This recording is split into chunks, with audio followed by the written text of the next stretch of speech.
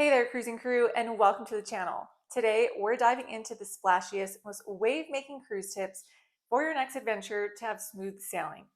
I'm Alexis, your go-to captain for all things cruising, and I'm here to share my top tips that I like to use for all my cruises.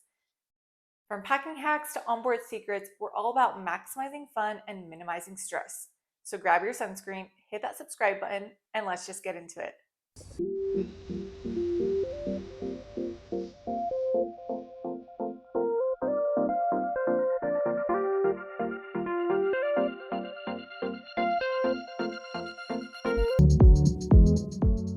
So of course, my first tip is always going to start off with something food related. So one of my top tips is order multiple entrees. Now I know this sounds kind of weird and you would never really do this on land restaurants, but this is actually very encouraged to do. So I encourage to order multiple entrees at dinner, whether you're in the main dining or specialty dining. And actually your waiters will also encourage that as well. It's a great way to try new things, thing to try if you're sharing with someone else or if you have a big table. It's awesome to just order multiple entrees. That way everyone gets to try everything, and now you know what to order the next time you're on a cruise. My next tip might be controversial, but for returning cruisers or veteran cruises, this is actually a great tip to really enjoy the cruise ship that you're on. And this is maybe skipping a port day. So what I mean by that is if you go to a port, especially as a veteran cruiser, a port that you've been to multiple times or a port that you've been to before and you don't really have the need to get off, a really great thing to do is to stay on the ship. Everyone else is off in port, and that means everything else on the ship is empty. There's no lines, it's quieter, and I really like doing this in our Bahama ports, mostly because we've been to a lot of the Bahama ports multiple times, and as much as I love them, sometimes it's just nice to take a step back, chill on the boat, do all the things I want to do. The gym is usually empty, which I really like, and it's just nice to maybe go and sit by the pool on the front deck and without all the crowds. It's just a really good way to take advantage of the cruise ship that you're on. I would also suggest to do this on one of Royal Caribbean's mega ships or on one of Celebrity's newer Edge class ships, because these ships are absolutely amazing. There's so much to do, and sometimes it's a little too crowded. So when people are off in port, I really suggest staying on and really taking advantage of the beautiful cruise ship. My next tip is actually something that I wish we would have started when we first started cruising, but we started this a few years ago, and that is bringing magnetic hooks to put in your cruise cabin. So on more of the newer modern ships, there is a lot of storage and they do provide their own hooks on the walls. But as you know, those cruise cabins are really small and sometimes there's just not enough room. So I recommend bringing magnetic hooks just like this. They hook to the walls and they sit just like this. They're very small, so they're easy to pack, but I really suggest this. They hold hats, belts, purses, bags, all kinds of things. You can even use it to put your cruise planner and stick it to the wall. That way you can see all the activities. This really does save so much room, and it makes it to where you can pack more stuff. And they're also so small, so they're very easy to pack as well. My next tip is something that most people don't think about, but when you're able to do it, I always make sure that we can, especially if we're going on a cruise ship that I've cruised on before and I know the layout.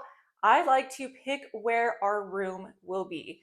So if you can, when you're booking, if you are given the opportunity to choose where your cruise cabin is, I think it can make all the difference. If you don't, if you're not able to choose where your cruise cabin is, it can totally work out great for you. Maybe you're not as picky, but sometimes you might be put in a room that's at the very front of the ship where you will hear the engine, the horn, everything. Or sometimes you'll be put in the very back of the ship where you can hear parties and pool deck and stuff like that.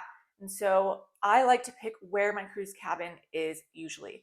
On a Royal Caribbean mega ship, my favorite cruise cabin location is deck 8, and that is because it's middle of the ship, which is great. So if you do get seasick or you don't like the rocking, you don't feel rocking there because you're in midship.